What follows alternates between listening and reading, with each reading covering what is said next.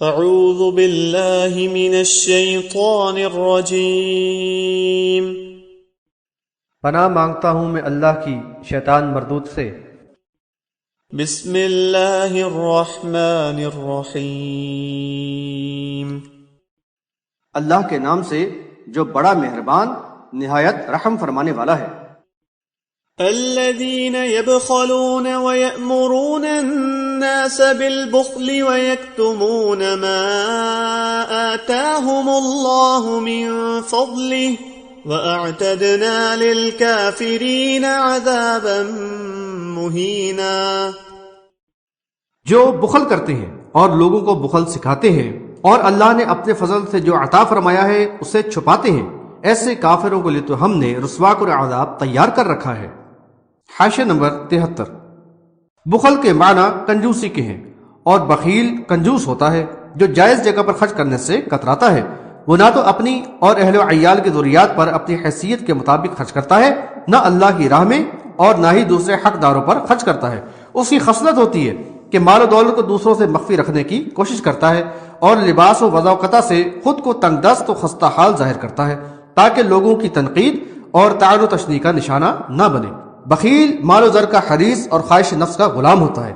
وہ مال کی محبت میں ایسا غرق ہو جاتا ہے کہ آخرت کی جواب دہی سے قطعاً بے پرواہ ہو کر مال جوڑ جوڑ کے رکھنا ہی اس کی زندگی کا مقصد بن جاتا ہے۔ بخیل کے طرز عمل اور اس کے انجام کے بارے میں سورہ آل عمران کا حاشیہ نمبر 223 بھی ملاحظہ فرمائیں۔ حاشیہ نمبر 74۔ اہل ایمان سے تو یہی توقع کی جاتی ہے کہ وہ اپنی اور اہل و عیال کے ضروریات پر اپنی حیثیت کے مطابق خرچ کریں، اور اللہ کے حکم کے مطابق رشتہ داروں، حقداروں پر اور فی سبیل اللہ انفاق کر کے رب کی شکر گزاری کا حق ادا کرتے ہوئے ایمان کا تقاضا پورا کریں۔ لیکن بخیل تو اس کے بالکل برعکس طرز عمل اختیار کر کے کفران نعمت کا مرتکب ہوتا ہے، تو ایسے کافروں کے لیے رسوا اور عذاب کی وعید سنائی گئی ہے۔ یہ بات قابل غور ہے کہ کفران نعمت کے مرتکب ناشکرے کافروں ہی کے زمرے میں شامل کیے گئے ہیں۔ والذین ينفقون أموالهم رئاء الناس ولا يؤمنون بالله ولا باليوم الآخر ومن يكن الشيطان له قرينا فساء قرينا۔ اور جو لوگوں کو دکھانے ہی کے لیے اپنے مال خرچ کرتے ہیں، وہ نہ تو اللہ پر ایمان رکھتے ہیں اور نہ آخرت کے دن پر، اور جس کسی کا ساتھی شیطان ہوا تو وہ بلا شبہ بدترین ساتھی ہے۔ حاشیہ نمبر 75۔ ان بخیلوں کی ایک دوسری صفت یہ ہوتی ہے کہ یہ اپنا مال جس کو چھپا کر رکھتے ہیں اور جائز ضروریات پر خرچ کرنے سے کتراتے ہیں، دکھاوے کے موقع پر نام و نمود اور معاشرے میں سستی شہرت کے لیے دل کھول کر خرچ کرتے ہیں، اور اس کفران نعمت اور رب کی نافرمانی کی روش پر خوش اور مطمئن رہتے ہیں۔ اللہ پر ایمان اور یوم آخرت پر یقین رکھنے والوں کا طرز عمل وہ ہوتا ہے جو اوپر بیان کیا گیا ہے، لیکن یہ بخیل اپنے طرز عمل سے یہ ثابت کرتے ہیں کہ ان کا نہ تو اللہ پر ایمان ہے اور نہ یوم آخرت پر۔ ایسے لوگوں کو نہ تو اللہ کی پکڑ کا خوف ہوتا ہے اور نہ اس کے انعامات کا شوق۔ ایسے منافقوں کا ذکر سورہ بقرہ کی آیت نمبر 264 میں بھی کیا گیا ہے۔ یوم حساب کی پیشی سے ایسے بے پرواہ اور دنیاوی عیش پر مطمئن لوگوں کا ذکر سورہ یونس کی آیت نمبر 7 میں بڑے مؤثر انداز میں کیا گیا ہے۔ حاشیہ نمبر 76۔ یہاں بتایا جا رہا ہے کہ ان لوگوں نے اللہ کی اطاعت گزار بندوں کا ساتھ چھوڑ کر شیطان کے ساتھ چلنے والوں کا ساتھ اور ماحول پسند کر لیا ہے، اور شیطان تو بلا شبہ بدترین ساتھی ہے۔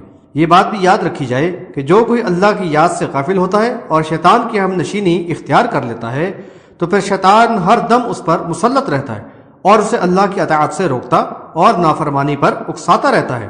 وہ اسے اللہ کی راہ میں انفاق سے بھی روکتا ہے اور مفلسی اور تنگ دستی سے ڈراتا ہے، لیکن دکھاوے کے لیے خرچ کرنے پر خوب اکساتا ہے کہ اس طرح شہرت و نیک نامی حاصل ہوگی۔ ملاحظہ ہو سورہ حامیم السجدہ آیت نمبر 25 اور سورہ زخرف آیت نمبر 36۔ الغرض جو کوئی شیطان کا ہم نوا بنا تو وہ مارا گیا، دنیا میں ذلت و رسوائی اس کا مقدر بنے گی اور پھر جہنم کے دائمی عذاب میں ڈال دیا جائے گا۔ آج تو شیطان کی ترغیبات نے اس کی سماعت و بصارت پر پردہ ڈالا ہوا ہے، کل جب یہ پردہ ہٹے گا تو انتہائی ندامت میں یہ ظالم اپنی جان کا دشمن جنجلاہٹ میں خود اپنے ہاتھ کاٹے گا اور کہے گا کہ کاش میں نے رسول کا ساتھ پکڑا ہوتا اور کاش میں نے فلاں کو دوست نہ بنایا ہوتا۔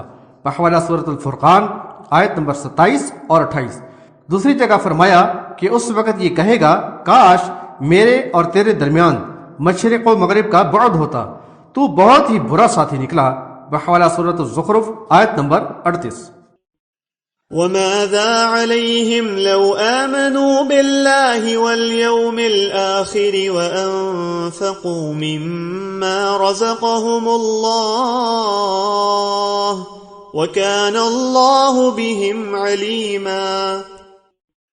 اور ان کا کیا نقصان ہوتا اگر وہ اللہ اور یوم آخرت پر ایمان لے آتے اور جو اللہ نے انہیں دیا ہے اس میں سے اللہ کی راہ میں خرچ کرتے، اور اللہ ان کو خوب جانتا ہے۔ حاشیہ نمبر 77۔ یہاں بڑے ہی فصیح انداز میں عبرت دلاتے ہوئے تنبیہ کی جا رہی ہے کہ یہ اپنی جان کے دشمن اگر ایمان کا اقرار کرنے کے بعد منافقانہ روش چھوڑ کر ایمان والوں کا انداز اختیار کر لیتے، اللہ کے عذاب سے ڈرتے ہوئے یوم آخرت کی جواب دہی کی فکر کے ساتھ اللہ کا دیا ہوا مال اللہ کی راہ میں خرچ کرتے اور ہر مرحلے میں ایمان والوں کے ساتھ شریک رہتے، تو دنیا میں بھی عزت و سربلندی عطا کی جاتی اور آخرت میں جنت کی دائمی نعمتوں کے حقدار ٹھہرا دیے جاتے، تو بھلا اس میں ان کا کیا نقصان ہوتا؟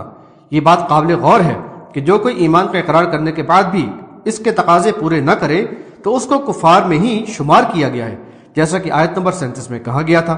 اور یہاں انفاق کر کے ایمان کی روش اپنانے کی تاکید کی گئی ہے۔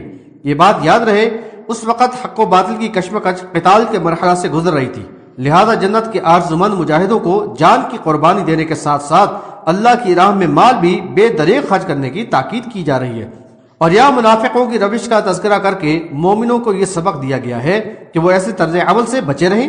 مزید وضاحت کے لیے سورہ بقرہ کی آیات نمبر 261، 264، 274 اور حاشیہ نمبر 295، 298، 309 ملاحظہ ہوں۔ ان اللہ لا يظلم مثقال ذرة وإن تك حسنة يضاعفها ويؤت من لدنه أجرا عظيما۔ بلا شبہ اللہ ایک ذرہ برابر بھی ظلم نہیں کرتا، اور اگر کسی کی نیکی ہوگی تو اس کو اور بڑھا دے گا اور اپنے پاس سے بڑا اجر عطا فرمائے گا۔ حاشیہ نمبر 78۔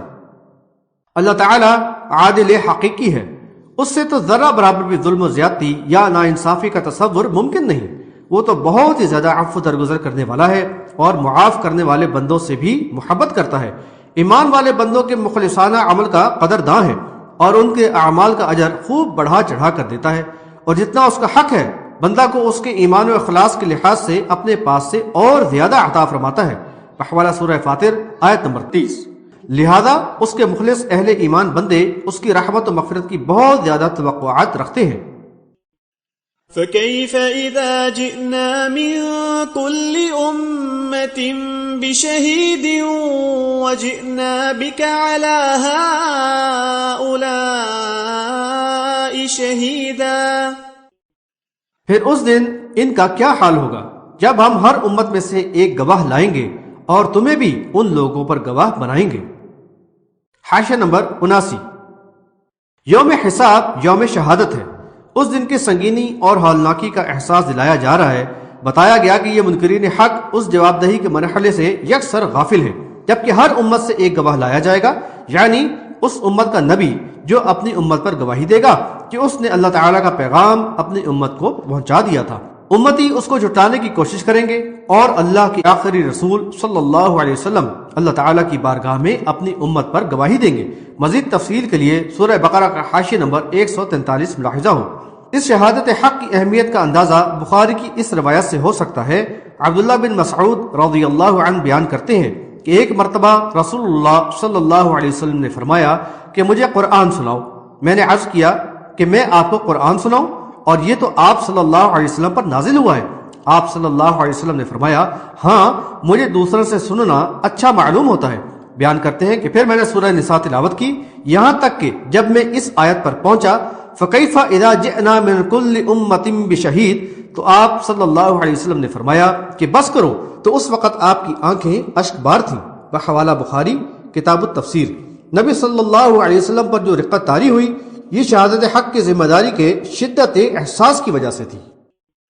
يومئذ يود الذين كفروا وعصوا الرسول لو تسوى بهم الأرض ولا يكتمون الله حديثا۔ اور جنہوں نے کفر کیا اور رسول کی نافرمانی کی وہ اس دن تمنا کریں گے کہ کاش یعنی انہیں زمین میں گاڑ کر زمین ان پر برابر کر دی گئی ہوتی اور وہ اس وقت اللہ سے کوئی بھی بات نہ چھپا سکیں گے۔ حاشیہ نمبر 80۔ پھر اس وقت شہادتیں مکمل ہونے اور جرائم ثابت ہو جانے کے بعد ان کفار و منافقین کی بے بسی کا کیا عالم ہوگا جبکہ ان کو اپنی نجات اور جان بچانے کا کوئی بھی راستہ نظر نہ آئے گا، تو اس وقت آرزو کریں گے کہ کاش ہم اس زمین میں ہی پیوست کر دیے جاتے اور ہمارا نام و نشان بھی نہ رہتا۔ قرآن میں دوسرے مقام پر بتایا گیا کہ ہر کافر یہ تمنا کرے گا اے کاش میں دوبارہ مٹی ہی ہو جاتا، بحوالہ سورۃ النبأ آیت نمبر 40۔ اس وقت وہ کوئی بات اللہ تعالیٰ سے چھپا نہ سکیں گے جبکہ ان کے اعضاء وغیرہ ان کے خلاف گواہی دیں گے، بحوالہ سورہ یاسین آیت نمبر 65، سورہ حامیم السجدہ آیت نمبر 20، 21 اور 22۔ ان کے سارے کرتوتوں کا ریکارڈ ان کے سامنے ہوگا جس کو دیکھ کر وہ خود بھی حیرت میں غرق ہو جائیں گے کہ یہ کیسی کتاب ہے جس نے نہ تو کوئی چھوٹی بات چھوڑی نہ بڑی بات جس کا احاطہ نہ کیا ہو، جو کچھ انہوں نے کیا ہے سب اس میں موجود پائیں گے، بحوالہ سورہ کہف آیت نمبر 49۔